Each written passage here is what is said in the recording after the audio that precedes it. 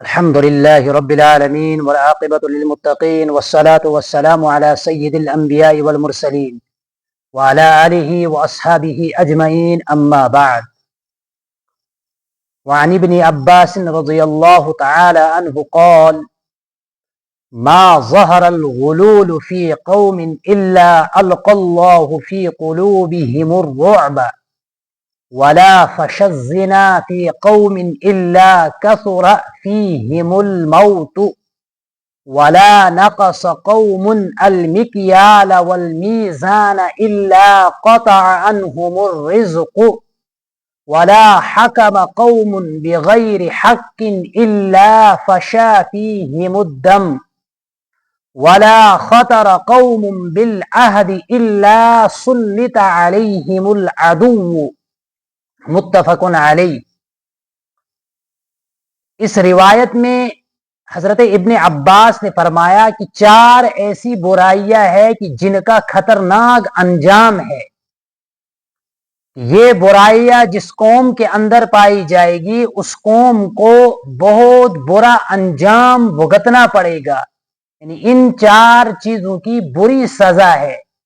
سب سے پہلی چیز ہے کہ ما ظہر الغلول فی قوم، جس قوم کے اندر خیانت پائی جائے گی، جو قوم خیانت کی عادی ہو جائے گی، تو اللہ رب العزت القی اللہ فی قلوبہم الرعب، اللہ ان کے دلوں میں رعب ڈالیں گے. ان کے دل کم پڑ جائیں گے، ان کے دل سست ہو جائیں گے، وہ دوسروں سے ڈرنے لگیں گے، وہ بزدل بن جائیں گے.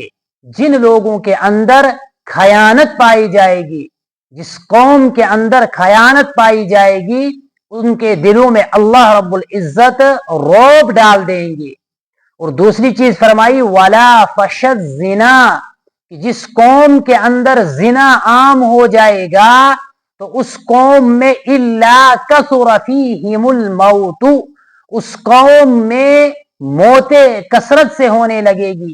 یعنی جو قوم زنا کی طرف زیادہ مائل ہو جائے گی، زنا میں زیادہ مبتلا ہو جائے گی، تو ایسی قوم میں موتیں زیادہ ہو جائیں گی، لوگ تیزی سے مرنے لگیں گے. یہ اس زنا کی نحوست ہے کہ زنا کی وجہ سے یہ عذاب ان پر مسلط کیا جاتا ہے. اور تیسری چیز فرمائی کہ ولا نقص قوم المکیال والمیزان، جو قوم ناپ تول میں کمی کرتی ہو ان کے لیے جو سزا اللہ نے متعین کر رکھی ہے وہ یہ ہے کہ الا قطع عنہم الرزق، اللہ رب العزت ان سے رزق چھین لیں گے، ان کے رزق کو بند کر دیں گے، وہ فقیری اور محتاجی اور مسکینی میں پڑ جائیں گے. یہ اس ناپ تول میں کمی کرنے کی سزا ہے. ولا حکم قوم بغیر حق، اور چوتھی چیز ہے کہ جو قوم ناحق فیصلہ کرتی ہے، جس قوم میں مظلوم کو انصاف نہیں ملتا ہے، تو اس قوم میں جو ان کی جو سزا ہوگی ناحق فیصلہ کرنے کی، اللہ رب العزت ان کو جو سزا دیں گے فشا فیہم الدم، ان میں خون ریزی عام ہو جائے گی، قتل و غارت عام ہو جائے گا. ولا خطر قوم بالعہد، اور جو قوم غداری کرتی ہو، عہد شکنی کرتی ہو، وعدہ خلافی کرتی ہو، وعدہ کو توڑتی ہو، اس کی جو سزا ہے سلط علیہم العدو، ان پر دشمنوں کو مسلط کیا جائے گا. یہ ایک جامع روایت ہے. اس روایت میں جو چار چیزوں کا تذکرہ کیا ہے، جن چیزوں کی وجہ سے انسان پر یہ سزائیں نازل ہوتی ہے، یہ عذاب نازل ہوتے ہیں، آج کے دور کا اگر ہم معائنہ کریں گے تو یہ سب چیزیں ہمارے معاشرے میں پائی جاتی ہے، ہم سب لوگ ان میں مبتلا ہے. اسی لیے تو ہم جب دیکھتے ہیں کہ سب سے پہلے اگر ہم دیکھیں گے تو ہم خیانت کرتے ہیں. ہمارے پاس کوئی چیز امانت رکھی جائے اس میں ہم خیانت کرتے ہیں. اب امانت کا جو مفہوم ہے یہ وسیع مفہوم ہے. امانت کا تعلق صرف مال کے ساتھ نہیں ہے کہ کسی نے ہمارے پاس مال رکھا اس میں ہم حفاظت کریں گے اور حفاظت سے اس کو واپس دیں، پیسہ رکھا اس کو حفاظت سے رکھیں گے پھر واپس دیں گے. صرف امانت کا تعلق اتنا ہی نہیں ہے. امانت کا جو مفہوم ہے یہ بہت زیادہ وسیع ہے. وہ تمام تر چیزیں جن چیزوں کا آپ کو ذمہ دار بنایا گیا ہے. مثلاً مثال کے طور پر آپ کسی اپنے ایمانی بھائی کے ساتھ بات کر رہے ہیں اور اس نے آپ کو کوئی بات بتائی کہ آپ کسی دوسرے کو نہیں بتانا، یعنی راز کی بات. تو اس میں اگر آپ نے دوسرے کو یہ بات بتائی تو یہ خیانت ہے، یہ امانت میں خیانت ہے. تو جس قوم کے اندر خیانت پائی جائے گی تو اللہ ان کے دلوں میں روب ڈالیں گے، وہ بزدل بن جائیں گے، وہ کچھ کرنے کے لائق ہی نہیں رہیں گے، وہ لوگوں سے ڈریں گے، ایمان پر عمل نہیں کر سکیں گے، ان کے دل جو ہے وہ ختم ہو جائیں گے، وہ کمزور پڑ جائیں گے. تو یہ امانت کا جو مفہوم ہے یہ بہت وسیع ہے کہ جو قوم امانت میں خیانت کرے گی اس قوم میں اللہ روب ڈال دے گا، وہ بزدل بن جائے گی. اسی طریقے سے آج اگر ہم دیکھیں گے تو ہماری قوم میں اس پورے دنیا میں اس وقت جہاں پر بھی کوئی رہ رہا ہے اس وقت زنا جو ہے وہ عام ہو چکا ہے. ہم لوگوں نے زنا کو سستا بنایا ہے اور نکاح کو ہم نے مشکل کر دیا ہے، حالانکہ نکاح کو آسان کرنا تھا اور زنا کو مشکل بنانا تھا، لیکن ہم نے اس کا الٹ کر دیا. اسی لیے تو آج اگر دیکھیں گے روز مرہ موت کے واقعات پیش آتے رہتے ہیں. فلاں جگہ ایکسیڈنٹ ہوا، فلاں نے فلاں کو قتل کیا، فلاں نے دریا میں چھلانگ لگائی، فلاں کہیں سے کود کر گر گیا، فلاں کہیں سے گر کر مر گیا، کوئی آدمی وہاں مرا، کوئی یہاں مرا.